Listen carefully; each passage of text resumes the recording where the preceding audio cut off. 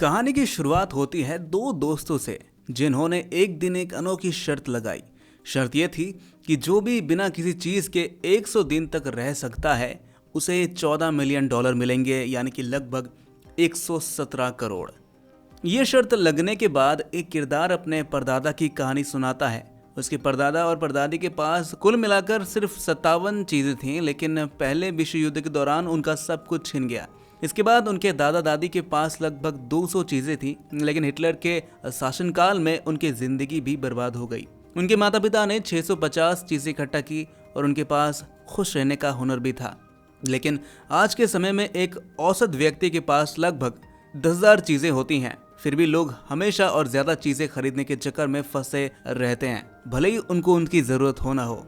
अब कहानी पॉल नाम के एक सॉफ्टवेयर डेवलपर से होती है। पॉल हर सुबह एक प्यारी सी आवाज सुनकर उठता है, लेकिन ये आवाज किसी असली इंसान की नहीं बल्कि एक वर्चुअल असिस्टेंट की है। इस असिस्टेंट को पॉल ने खुद डिजाइन किया है। पॉल के नीचे वाले फ्लोर पर उसका सबसे अच्छा दोस्त रहता है।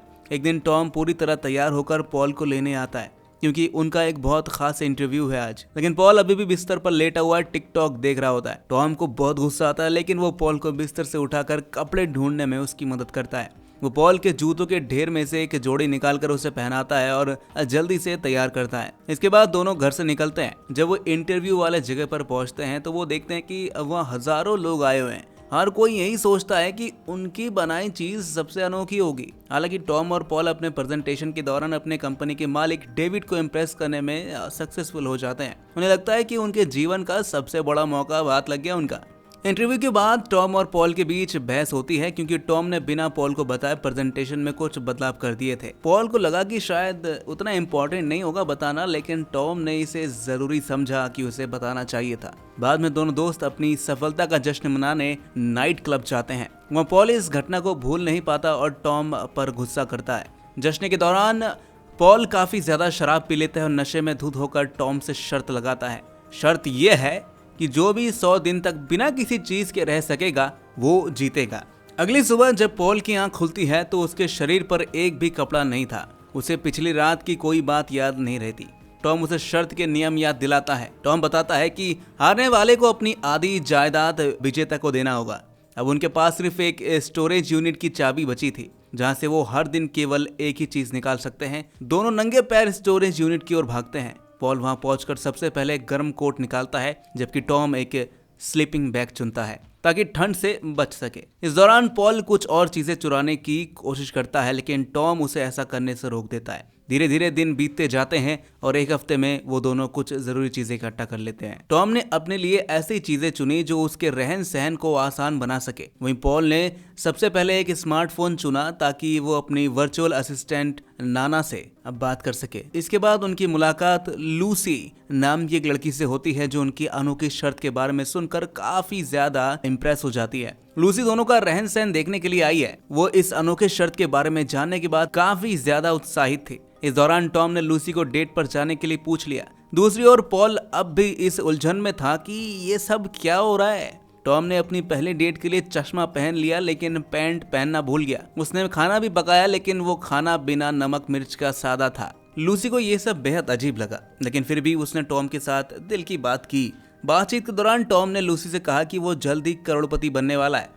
ये सुनकर लूसी हंस पड़ी क्योंकि उसे उस खाली कमरे में किसी करोड़पति की झलक तो दिखाई नहीं दे रही थी। हालांकि बातचीत के साथ दोनों के बीच नजदीकियां बढ़ने लगी। तभी अचानक पॉल वहां पर आ धमका और सारा माहौल बिगाड़ दिया। टॉम ने उसे बाहर निकाल दिया और लूसी के साथ समय बिताने लगा। दूसरी तरफ पॉल अपनी दादी से मिलने गया। उसकी दादी हमेशा युद्ध के समय की कहानी सुनाई करती है। उन्होंने बताया कि एक बार उन्हें केवल एक सूटकेस लेकर अपने घर से भागना पड़ा था। पॉल को एहसास हुआ कि इंसान की असली खुशी चीजों में नहीं है। ये सोचते हुए वो शर्त को लेकर और गंभीर हो गया। अगले दिन पॉल और टॉम को एक बड़ी कंपनी के फाउंडर से मिलने का मौका मिला। तो फाउंडर पॉल की बनाई ऐप खरीदना चाहता था, लेकिन टॉम ने बड़ा रिस्क लेते हुए ऐप की बजाय पूरी कंपनी बेचने का ऑफर दे दिया। टॉम ने कंपनी बेचने के बदले 14 मिलियन यूरो की मांग की। फाउंडर इस डील के लिए तुरंत तैयार हो गया, लेकिन ये निर्णय पॉल के लिए चौंकाने वाला था क्योंकि टॉम ने ये सब बिना उसकी सहमति के किया था। पॉल ने गुस्से में टॉम से सवाल किया कि उसने ऐसा क्यों किया। टॉम ने जवाब दिया कि इतना अच्छा ऑफर देखकर उसे लगा कि तुरंत फैसला लेना जरूरी है। इस बहस ने दोनों के बीच दरार पैदा कर दी। गुस्से में उन्होंने अपनी शर्त को बदल दिया और ये तय किया कि अब जो भी शर्त जीतेगा वो ना केवल 14 मिलियन यूरो का मालिक होगा बल्कि पूरे कंपनी का भी अकेला मालिक बनेगा। इसी बीच पॉल को खबर मिली कि उसकी दादी अस्पताल में भर्ती है और उनकी हालत काफी गंभीर है। ये जानकर पॉल को गहरा धक्का लगा और उसे ये भी पता चला कि उसकी दादी के घर लौटने के बाद उन्हें नर्सिंग होम भेज दिया जाएगा। ये सोचकर पॉल और भी ज्यादा भावुक हो उठा। जब उसकी माँ ने उसे पैसे देने की कोशिश की तो उसने साफ मना कर दिया क्योंकि ये शर्त के नियमों के खिलाफ था। उसकी माँ ये देखकर काफी खुश हुई कि पॉल ने अपनी शर्त को इतनी ईमानदारी से निभाया। पॉल ने अस्पताल में अपनी दादी से मिलने का फैसला किया। वहीं उसने लूसी को थेरेपिस्ट के पास जाते देखा।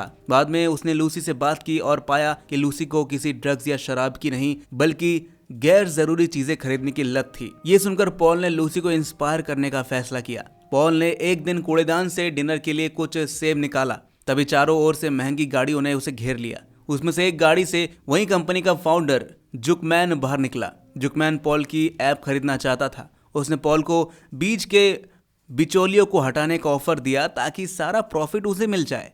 जुकमैन ने पॉल को एक बड़ा चेक भी दिया लेकिन पॉल को कुछ गड़बड़ महसूस हुई। असल में जुकमैन की योजना ऐप का इस्तेमाल लोगों को ऐसी चीजें खरीदने पर मजबूर करने के लिए थी जिनके उन्हें जरूरत थी ही नहीं। ये वर्चुअल असिस्टेंट इतनी होशियार थी कि हर इंसान के हिसाब से ढली जाती और उन्हें महसूस करवाती कि ये सब खरीदना उनके लिए कितना जरूरी है। पॉल और टॉम को एहसास हुआ कि उनकी क्रिएशन का गलत इस्तेमाल हो सकता है। इसी बीच दोनों लूसी के गैरेज जाते हैं जहाँ ताला लगा हुआ था। उन्हें पता चला कि लूसी पर लाखों का कर्ज है। टॉम को लगा कि ये सब पॉल की वजह से हुआ है। इससे दोनों के बीच एक और बहस छिड़ गई। पॉल इस रोजमर्रा की लड़ाई से तंग आ चुका था और उसने तय किया कि अब वो इस सबसे दूर चला जाएगा। घर पहुंचकर उसने अपनी माँ को सीढ़ियों पर बैठा पाया। उनकी शक्ल देखकर पॉल समझ गया कि उसकी दादी अब इस दुनिया में नहीं है। पॉल ने लूसी को ढूंढा और उसे बताया कि उसका गैरेज कर्ज देने वालों ने ले लिया है। इस बात पर लूसी हंस पड़ी और बताया कि उसने खुद ही गैरेज बेच दिया ताकि वो इस भागदौड़ से छुटकारा पा सके। लूसी ने यह भी बताया कि डॉक्टरों ने उसे बीमार घोषित कर दिया